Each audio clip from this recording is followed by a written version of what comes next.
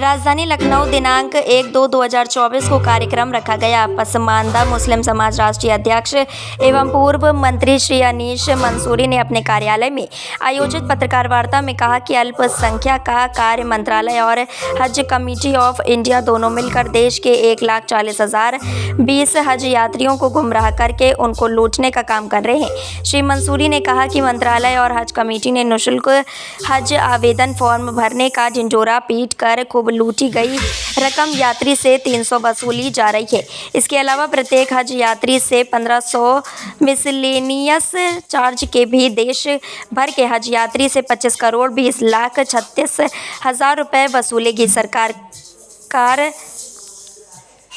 रहे हैं। श्री अनीस मंसूरी ने कहा कि मंत्रालय और हज कमेटी के कुप्रबंधन की वजह से ही इस साल सबसे कम लोगों ने हज जाने के लिए आवेदन फॉर्म भरा है। उत्तर प्रदेश के सबसे अधिक 31,180 सीटों का कोटा मिला था, लेकिन कम आवेदन फॉर्म भरे जाने की वजह से 19,702 लोगों ने ही आवेदन किया, जिसकी वजह से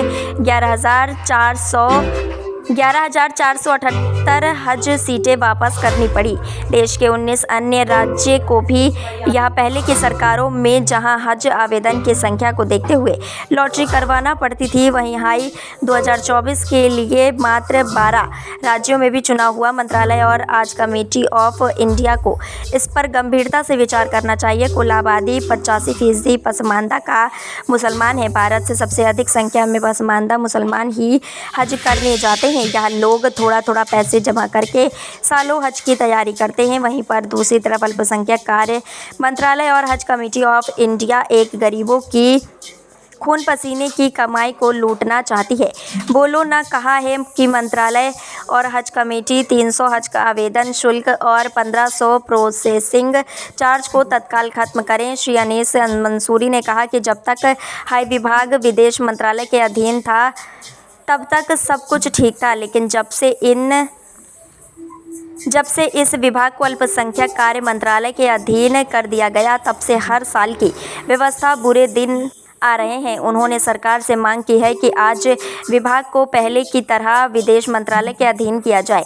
इस अवसर पर पसमानदा पुलिस समाज के प्रदेश अध्यक्ष खुर्शीद आलम, सलमानी कारी, शफीक आलम कादरी, मौलाना इलियास मंसूरी, मोहम्मद रिजवान, पप्पू कुरैशी, हाजी शाबान मंसूरी, बड़ी सलमानी, रियाज अहमद के अतिरिक्त गणमान्य मौजूद रहे।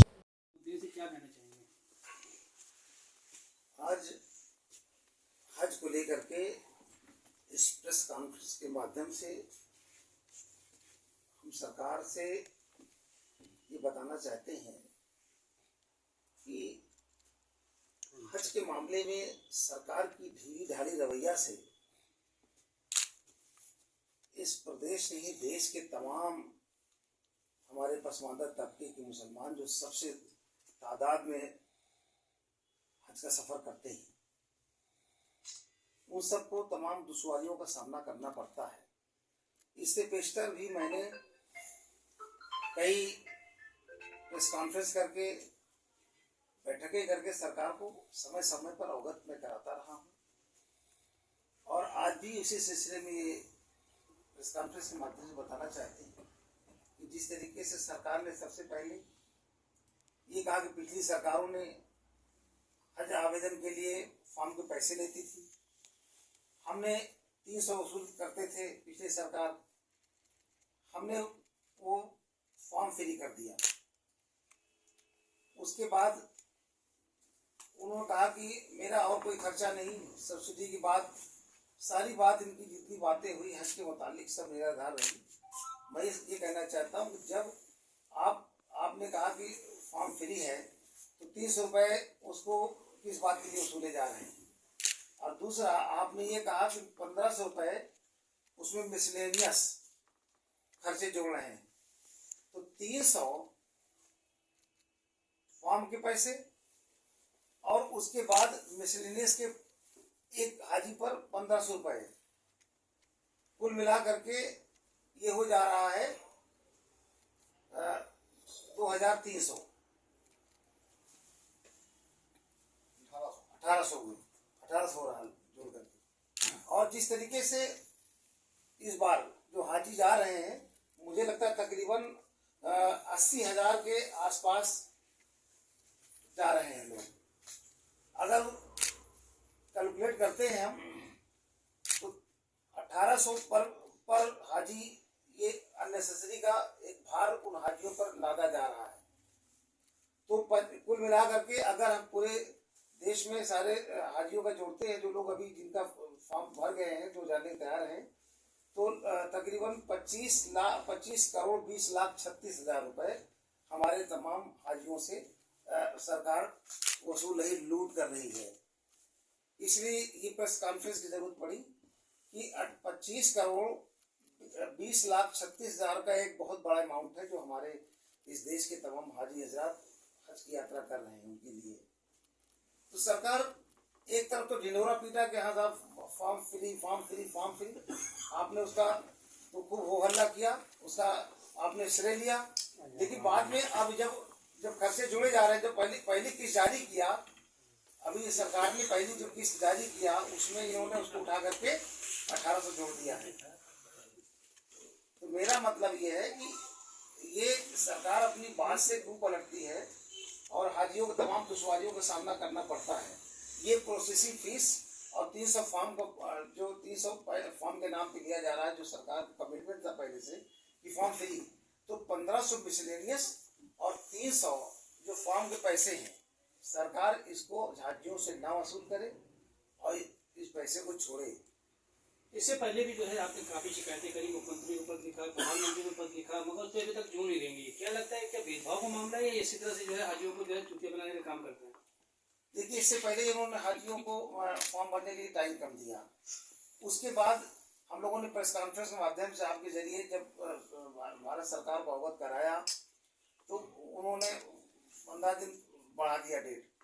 उसके बाद फिर दोबारा हम लोगों ने उनसे पिछले प्रेस कॉन्फ्रेंस के जरिए हमने निवेदन किया सरकार से, लेकिन उन्होंने माना नहीं और वक्त हम चाहते थे कि 31 जनवरी तक बढ़ जाए, लेकिन वो वक्त बढ़ा नहीं। इसलिए हम चाहते हैं कि सरकार जो है मुसलमानों के साथ जो हज की यात्रा एक अहम फरीजा है मुसलमानों के लिए, इस यात्रा में जो लोग जाते हैं, सफर के लिए जाते हैं, उनको तमाम पिछली सरकारें सहूलियतें देती थी। और पिछली सरकारें जितनी थी, पहले लोग क्या करते थे उन सरकारों में कि जितने कोटे होते थे, कोटा के से ज्यादा हाजी जाने को तैयार रहते थे, इसलिए वो लॉटरी सिस्टम कराते थे। और लॉटरी सिस्टम में बड़े नसीब वाले जिनका आ जाता था, बड़े नसीब वाले समझते थे। और बड़े अफसोस की कहना पड़ा कि इस बार जो उत्तर प्रदेश को कोटा मिला 31,180 का, और जिसमें से केवल 19,702 लोगों ने आवेदन किया है। अब सोचिए, हमको 31,180 का कोटा मिला और आवेदन करने वाले लोग हैं 17,702 लोग। अब ऐसे में 11,478 सीटें वापस जा रही सरकार को, हाजी आवेदन नहीं कर पाए और वो हज पे नहीं जा पा रहे हैं। अब बड़े अफसोस के साथ कहना पड़ रहा है कि हमारे लोगों के साथ इस तरह क्यों भेदभाव किया जाता है, जबकि 19 राज्यों में मुझे लगता है कि जो 19 राज्यों में ऐसे 12 राज्य हैं जहां पर अभी भी लॉटरी सिस्टम से चयन हुआ है, लेकिन हमारे उत्तर प्रदेश के अंदर अभी पूरी सीट 11,400 सीटें खाली जा रहे हैं। सर, एक नारा था हिंदू मुस्लिम सिख ईसाई गंगा जमुना तहजीब थी, उसमें जब भी कोई प्रोग्राम हुआ करता चाहे किसी तरह का भी होता था, उसमें सरकार जो है बहुत सहयोग करती थी। एक कुंभ का मेला होता है, बहुत भव्य होता है, उसमें सारी चीजें जो है गाड़ियां भी लगाई जाती है, सब कुछ होता है। क्या इसमें कोई भेदभाव है इस तरह का लेकर के अपनी तरफ से? निश्चित तौर से 1000% भेदभाव हमारे लोगों के साथ होता है। और जब से ये भारतीय जनता पार्टी की सरकार इस प्रदेश में और देश में आई है, तब से हज यात्रियों के तमाम दुश्वारियों का सामना करना पड़ता है। इससे पहले भी हज पे कोटा पूरा नहीं कर पाए थे। उसके बाद हम लोगों ने 4 बार प्रेस कॉन्फ्रेंस करके सरकार को अवगत कराया कि हज पे जाने वाले लोगों के लिए अच्छे होटल बुक कर लीजिए। तमाम गंदे बिस्तर, अच्छे खराब होटल, बिना एसी होटल, एसी खराब होटल, ऐसे तमाम दुश्वारियों का सामना हमारे हाजियों को लगातार करना पड़ रहा है।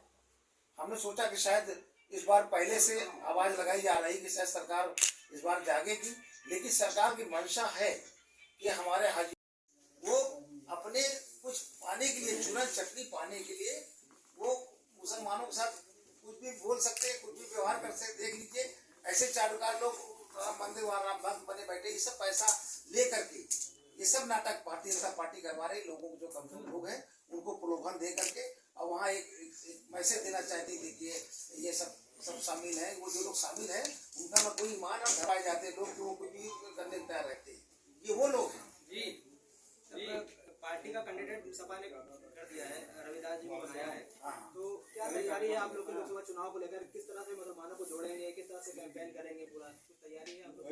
देखिए समाजवादी पार्टी की 2024 की लोकसभा की पूरी तैयारी कंप्लीट है। हमने तो तैयारी पूरी कर रखी है। हमारे राष्ट्रीय अध्यक्ष माननीय अखिलेश यादव जी ने तो पूरी 80 सीटों पर पूरी तैयारी करके रखा है। अब गठबंधन में जो तय होगा उन सीटों को छोड़ करके बाकी सीटों समाजवादी पार्टी लड़ेगी और गठबंधन की सीटों पर भी हम लोग प्रचार करेंगे। और गठबंधन के प्रत्याशियों को पसमानदा मुस्लिम समाज उठेगा और उनके प्रत्याशी को जिताने में पूरा जी जान लगा देगा।